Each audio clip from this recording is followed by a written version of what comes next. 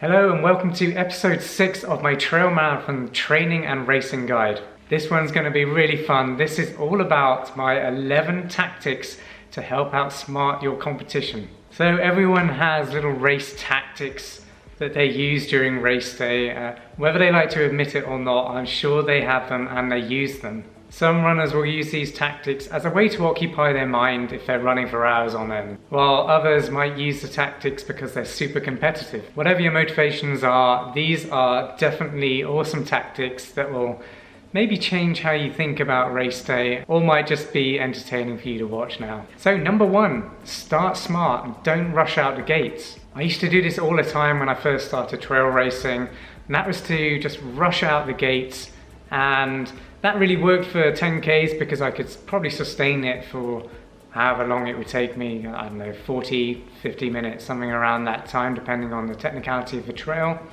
But if you're running a marathon, you're probably going to be out there over 4 hours, so you really can't take that tactic. You have to let your heart rate stabilize, because if you go anaerobic too early in a race, it's so hard to get your heart rate down without stopping and just waiting for minutes. Sure, you can slow down, but your heart rate is going to take much longer to get back down to that steady pace that you need it to be at for an ultramarathon or a marathon like this. So for example, don't go sprinting up the hills, because the areas in a race where you're going to make up most time are generally going to be on the flat or the downhills.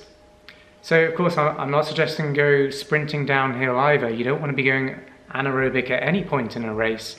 You want to be keeping that stable heart rate, really listening to your heart rate rather than spikes in speed. So what you don't want to be doing is going really fast up a hill, and then when you reach the top, taking a breather and going, oh bloody hell, that was hard. Let me just take a breather for a minute. You don't want to be doing that. You want to get to the top of a hill and then feel like you can run, because you're going to see so many people out there who sprint to the top and they think, yeah, they're badass, look, I passed all these people. But when they get to the top, they're just completely conked out and they're either walking or they're stopping. And it's actually a really nice feeling to be able to get to the top of the hill, even if that person has overtaken you. You get to the top of the hill and then you're able to feel strong enough to start running straight away. And it'll be a minute or two before you catch up with that person and say bye-bye. So the goal here is to really not be stopping during your race. Sure, if you get to an aid station, you need to refuel your water or your food, then of course stop. But what you can do is continue walking out of the aid station.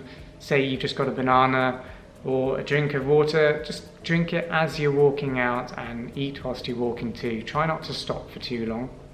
And a lot of the time races will have trash cans or bins, as they say in the UK, that you can put your banana skin or whatever in. So it's kind of, they've designed it in a way where they expect runners to be walking out of aid stations eating. So look out for those bins. And you know what, if you're ever in a race and you can't run, like say for example a steep hill, walk. Just don't stop. Just keep on walking, one foot in front of the other, and overall you're going to have a much better time if you keep doing that. Of course, when you stop, your mind has breathing room to really doubt itself, doubt its capability of finishing the race or getting that time you've been seeking.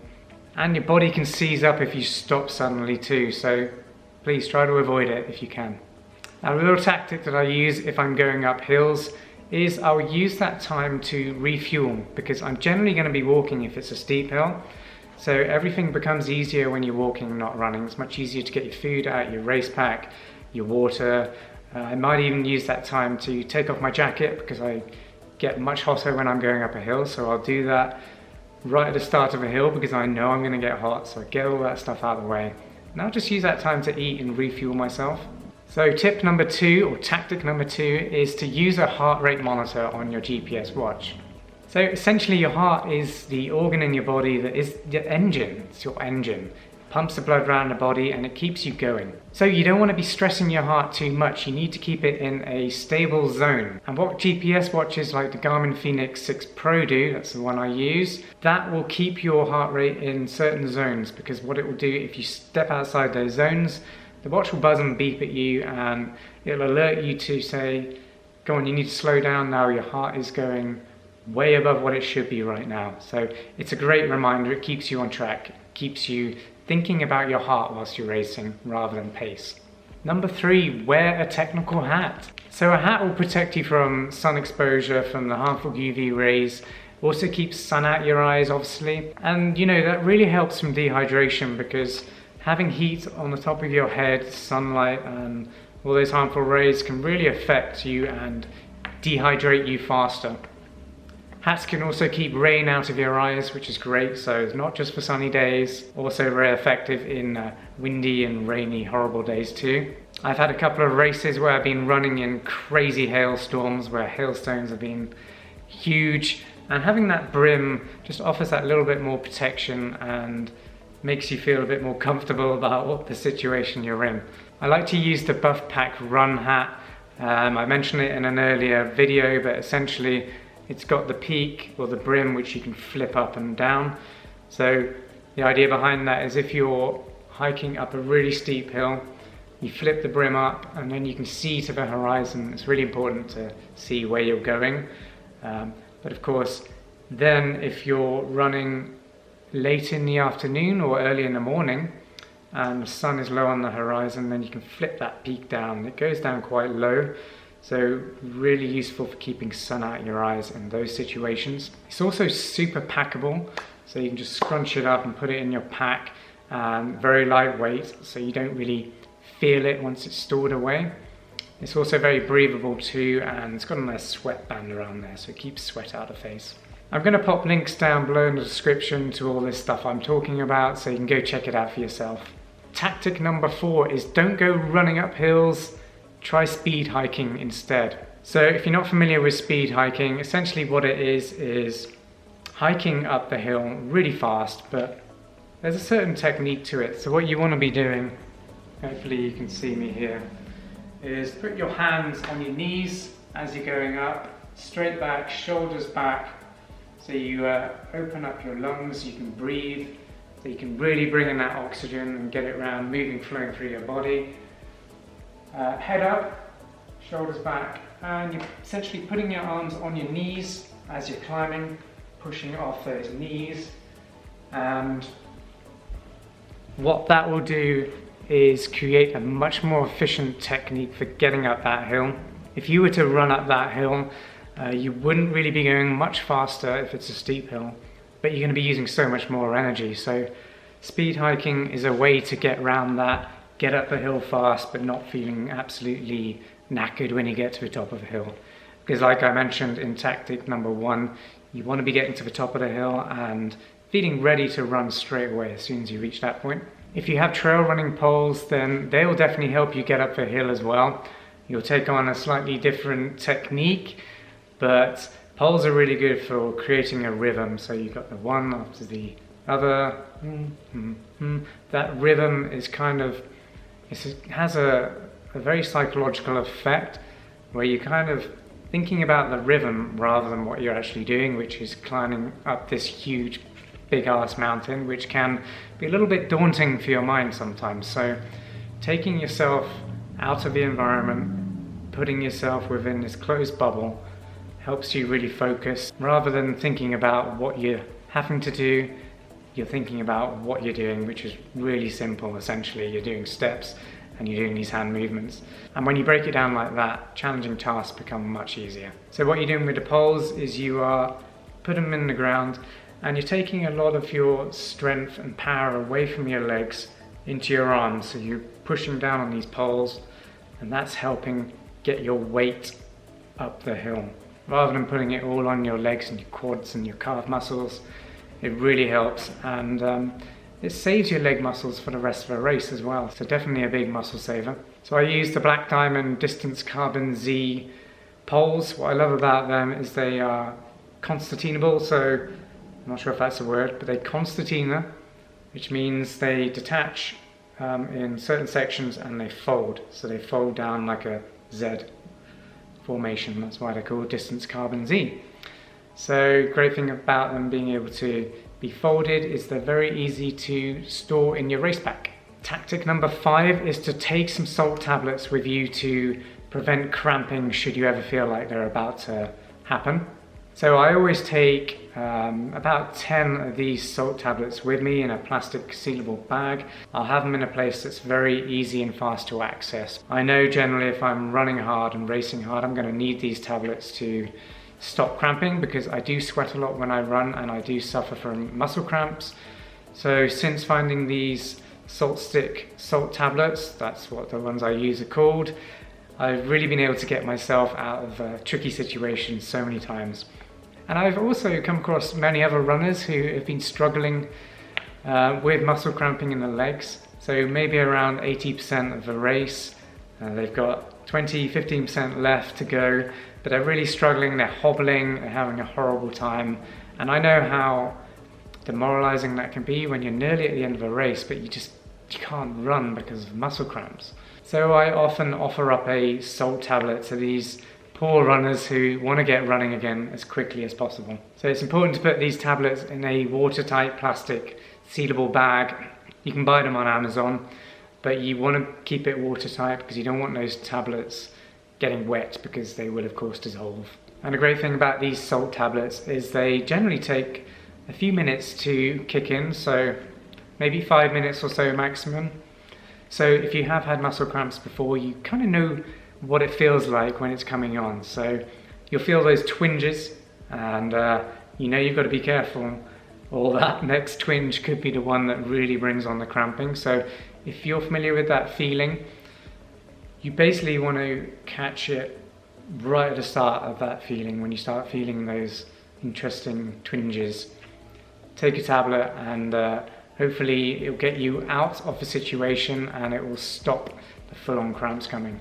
Tactic number 6 is when you pass someone, make sure you pass them looking really strong. So the idea with this one is it's psychological warfare. So if you show weakness or show that you're panting heavily when you pass someone, that runner's going to have a little bit of hope that they can catch up with you in a few minutes or a few miles time. But if you pass like you're some sort of robot who is not feeling tired at all, when actually you probably are, then once you get out of sight, once you go past the brow of the hill or round the corner and they can no longer see you, psychologically they are not going to bother chasing you. They're going to think you are long gone.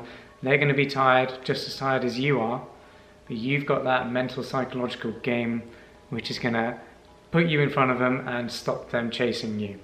I know I'm mean, aren't I? But it works, try it. Tactic number 7 is avoid overtly sugary foods. So what you don't want to be doing in a marathon, because it's an endurance sport, it's an endurance running event, you don't want to be spiking your energy levels, because you're going to be out running there for at least 4 hours, maybe even 8 hours, depending on how challenging your mountain marathon is. So what I would advise you to do is to eat as many natural foods as you can. So that's things like bananas, nuts, oils, raisins, peanut butters are great as well. Even potatoes. So if you've cooked some potatoes the night before, maybe you've boiled some, put a load of salt and oil on there as well. They are such awesome fuel for running. And they're very easy to stomach as well. It's a food that just goes down very well if you've got a bit of a dodgy stomach because you've been out running for so long. For nutrition powders and fuel, definitely try Tailwind Nutrition. That's the one that does very well for many people. Many people that suffer gut bombs and nausea whilst running long distances swear by Tailwind Nutrition. I use it as well. If I feel like I need to use nutrition powders, then I'll go for Tailwind Nutrition. The great thing about Tailwind Nutrition is it's a powder, so you can take these sachets of it. It's very lightweight, and you can open the sachet and then top up your water bottle with the fuel, and that's essentially all you should need for running. It will fuel you the whole way. Tactic number 9 is wear a hydration pack that conforms to your body. So when you're exerting a lot of energy, you really need to expand your lungs more. And if you start feeling constricted because your race vest isn't conforming to that larger than normal expansion of your chest and lungs, then it's going to really constrict your breathing and really throw you off come race day. So other benefits of a hydration pack is they're awesome because they store all your food, your hydration, your trail running poles. sunglasses, mobile phone, keys, all those essentials that they're really a product that you need to have if you're running a trail marathon. But you need to make sure that your hydration pack or race vest has really good accessibility, because you're going to have to get hold of a lot of these things like your water and your nutrition as you're running. So if you've got a pack where you have to stop, take it off, unzip the back pocket, because that's the only pocket that will store your nutrition, then you're going to lose a lot of time and it's going to be really annoying for you as well. So what you want is really good accessible pockets. So you'll see a lot of hydration packs like Salomon, for example, will have pockets on the front, pockets for soft flasks, and also nutrition as well. And there'll be pockets down the side because you can get to them. And maybe also a pocket at the back, but on the outside at the back. So that's what I use to store my jacket, because I can very easily just fold up my jacket, store it away.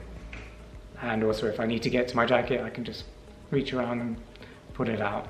Tactic number 10 is take those trail running poles with you and store them in your race pack. So number 1, they make those really steep hill climbs much easier for you, and it will save your leg muscles for other parts of the race where you need it. Maybe 4 hours down the line when you're starting to run out of energy, that's when you need that muscle energy that you didn't use because you used your poles. But they also help with balance on steep descents. So what you can do is find little places to put the poles as you're going down, and that will help stabilize you, essentially giving you 4 legs rather than 2. So that's another good tip.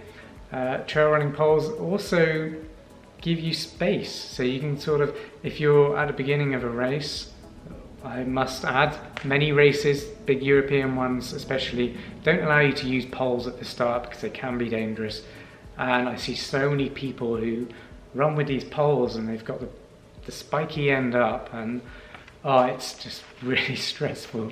Last thing you want is to have a pole in the face. So guys, just be careful with the pointy ends of your poles. Make sure they're always pointing down, and try not to place a pole on someone's foot, the person in front of you.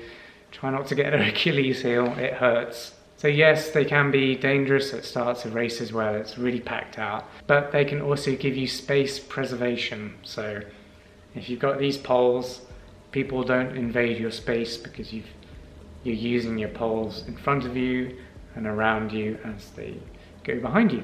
So they give you extra space if you need it. And my final tactic number 11, is to find somebody who runs at your pace. So during a race, you'll generally find someone who seems to be running behind you or in front of you, but always in sight. So they magically have the same pace as you for that marathon distance. Why not try and go up to that person and start a conversation, make a new friend? What that will do is having someone to talk to whilst you're running will really take your mind off the challenge at hand, and you can very easily help each other get a personal best. It is so much easier running with someone because of that whole mental challenge that you've got when you're running on your own. So definitely give that one a go, and you might make a friend for life. Well, I hope you enjoyed those 11 sneaky race tactics. They really help me during race day, and they keep my mind off the big challenge that lies ahead. So they serve multiple purposes, and they're just good fun to try out, so definitely try them. If you've tried some of these, let me know in the comments down below. If you've got other tactics, let me know those in the comments below as well. I'd love to hear your thoughts on those. Well, the next video is all about my recovery routine, and that's my 6 steps during recovery. It's going to be a really good video, that one. Very meaty, lots of great information for you to try out for yourself. So click that next video up there, and I'll see you over there.